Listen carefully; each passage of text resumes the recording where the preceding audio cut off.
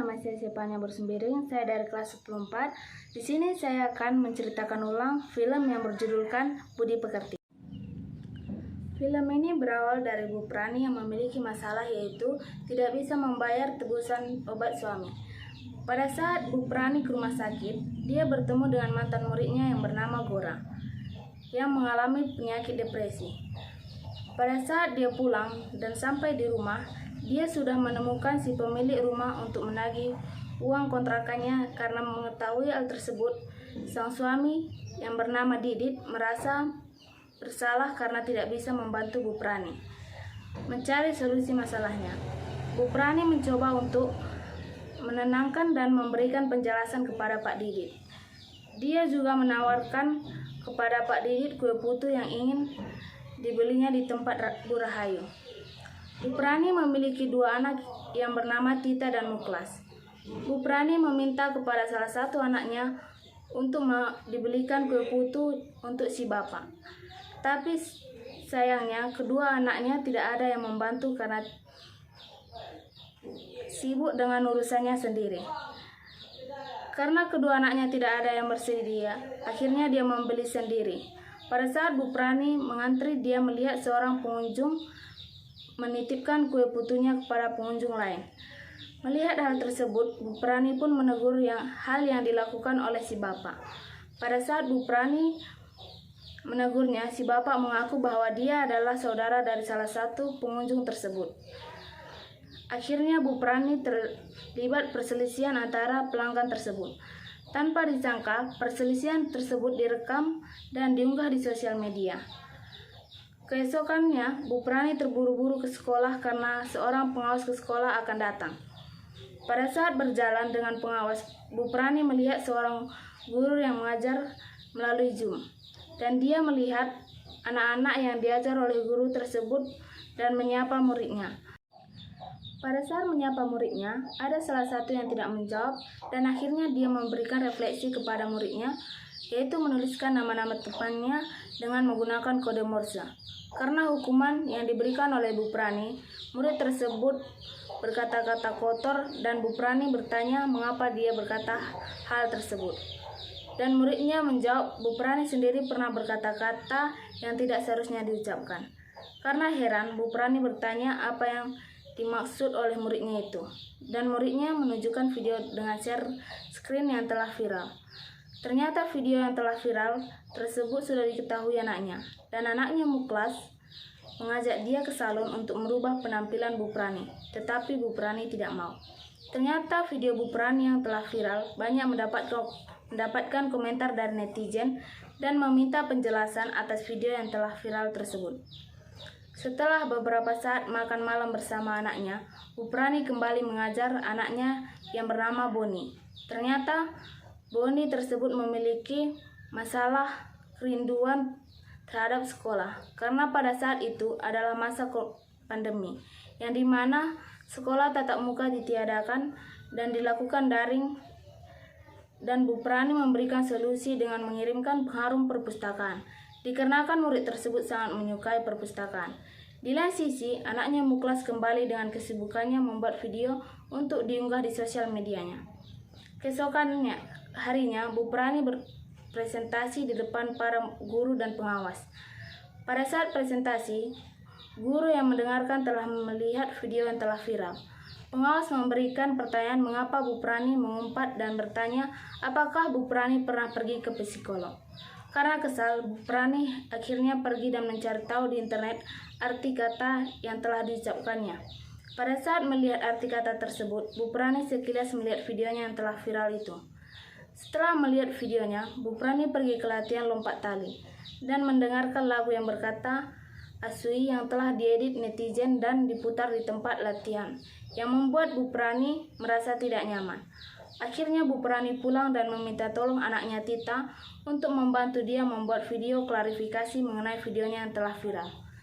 Dan mereka pun membuat video klarifikasi dan diedit untuk diunggah di sosial media Bu Prani.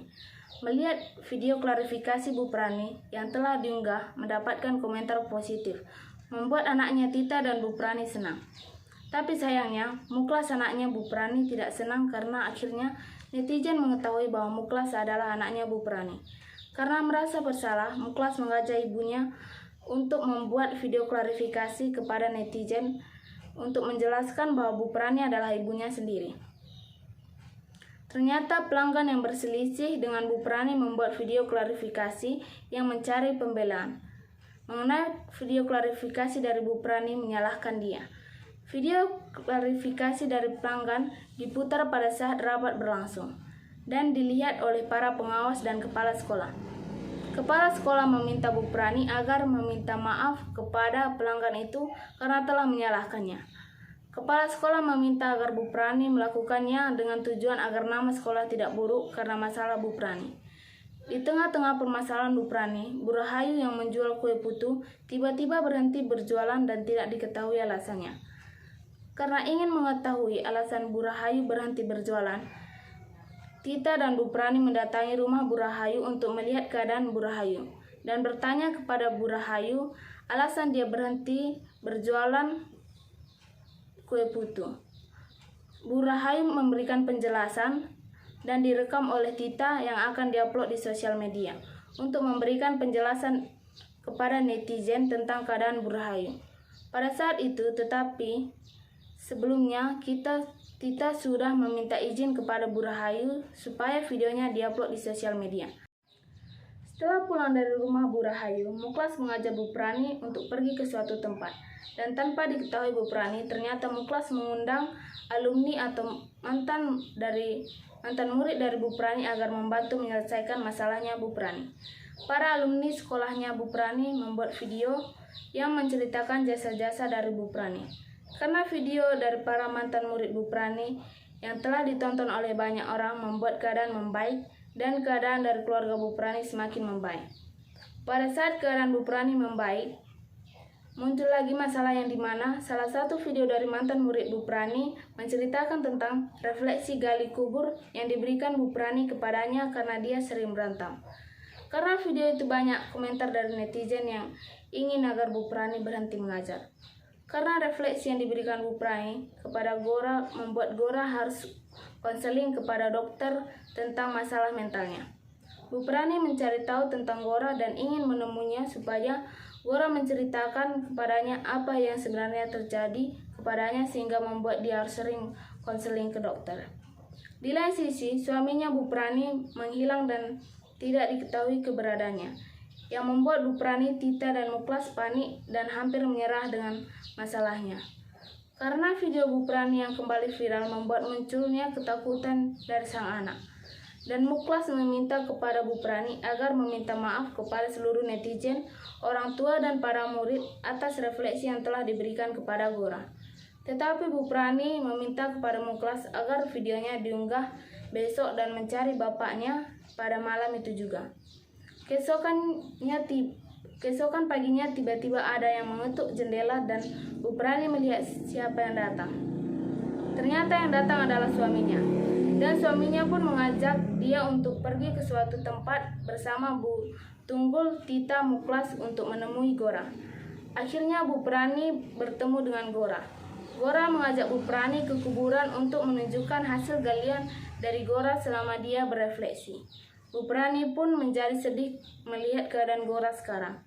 Tetapi Gora memberikan penjelasan kepada Bu Prani yang sebenarnya terjadi kepadanya setelah dia melakukan refleksi yang diberikan Bu Prani. Karena sudah mengetahui penyebab dari keadaan Gora sekarang, Bu Prani meminta kepada Gora untuk menjelaskan yang sebenarnya kepada kepala sekolah agar dia tidak jadi dikeluarkan dari sekolah. Gora pun menyetujui permintaan dari Bu Prani.